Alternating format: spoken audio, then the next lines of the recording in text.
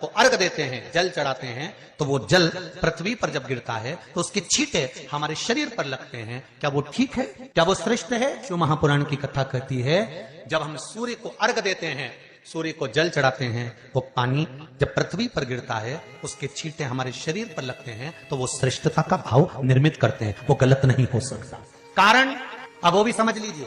अब सूर्य नारायण भगवान को आप जल चढ़ा रहे हो तो छींटे नहीं लगे, उसके लिए क्या स्टूल पे चढ़ के चढ़ाओगे कि कुर्सी पे चढ़ के चढ़ाओगे? अरे बोलो तो सही। अब कई लोगों के दिमाग में यह बात भरा गई कि हम भगवान को जल चढ़ाते हैं, वो हमारे शरीर में छींटे लगते हैं, जमीन पे से पानी गिरता है, वो हमारे शरीर को छींटे लगते हैं, भगवान को अच्छा नहीं लगता होगा। कौन ने कहा? पहले तो उसको पकड़ के ला। क्योंकि मेरे राम जी महाराज, मेरे भगवान कृष्ण, बड़े बड़े संत, साधु, सन्यासी, तपस्वी, साधक, उपासक जितने भी हुए, जिन्होंने सूर्य की आराधना करी, इन्होंने टेबल पे चढ़कर या कुर्सी पे चढ़कर जल नहीं चढ़ाया। इन्होंने पृथ्वी पर खड़े होकर ही, क्योंकि पृथ्वी तत्व के देव हैं शिव। जब हम मृत्यु लोक पर खड़े होकर, पृथ्वी पर खड़े होकर भगवान शंकर का भाग पृथ्वी तत्व को धारण कर कर जल को हाथ में लेकर जब समर्पित करते हैं, और जो जल नीचे गिरता है वो शरीर पर अगर लगता है तो हमको उसका आशीर्वाद ही प्राप्त होता है, दोष नहीं लगता। पर लोगों ने इसको विपरीत कर दिया। कि कौन ने विपरीत करा? कई लोगों ने इसको विपरीत कर दिया। कौन ने विपरीत करा? तो जो दूसरे धर्म के लोग होते हैं, जिनको हिंदू धर्म से नफरत होती है और जो हिंदू धर्म की पूजन, सेवा, अर्चना को समाप्त करना चाहते हैं, वो धीरे धीरे धीरे धीरे कहने लगे कि सूर्य को जल चढ़ाओगे तो शरीर में लगेगा, शरीर में लगेगा तो दोष लगेगा। इसको कह कहकर घर घर में सूर्य को जल चढ़ाना लोगों ने बंद कर दिया कि आप जल चढ़ाएंगे तो दोष लगेगा, शरीर पे छींटा लगेगा, शरीर को ऐसा लगेगा।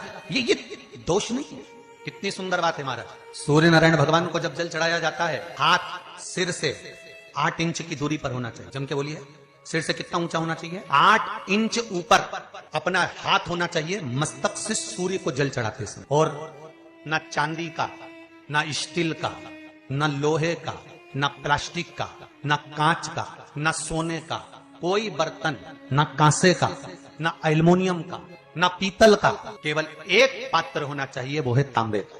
काय का पात्र होना चाहिए? तांबे का पात्र। और सूर्य नारायण भगवान को जब 8 इंच ऊपर तुम्हारा हस्त है, और जब हम सूर्य को जल चढ़ा रहे हैं, कैसे जल चढ़ाना है वो भी समझ लीजिए।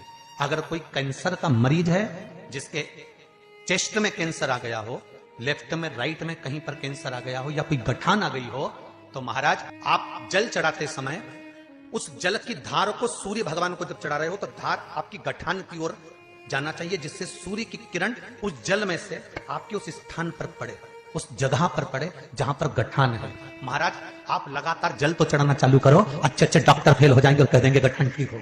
आपका लीवर और किडनी गड़बड़ कर रहा है, आप प्रतिदिन, आपका स्वास्थ्य गड़बड़ रहता है, आप प्रतिदिन ये ज्योतिष शास्त्र के अंतर्गत, रत्न शास्त्र के अंतर्गत, ये रत्न शास्त्र, ज्योतिष शास्त्र, रंग शास्त्र जो हमारे यहाँ है, रंगों के हिसाब से ये जितने रत्न होते हैं, माणिक हुआ, मोती हुआ, नीलम हुआ, मूंगा हुआ, पुखराज हुआ, ये क्यों कहते हैं ये पीला है, ये सफेद है, ये नीला है, ये लाल है, इसको शरीर में क्यों पहनाते हैं? उसका कारण होता है कि जब शरीर में पहनते हैं, सूर्य की किरण उसमें पड़ती है, हमारे शरीर पर वो कलर का इफेक्ट पड़ता है, उस कलर को शरीर पर लगता है, और शरीर पर लगता है तो हमारा शरीर धीरे धीरे, हमारी जो इंद्रियां हैं वो सही होने लगती हैं, काम सही होने लगता है।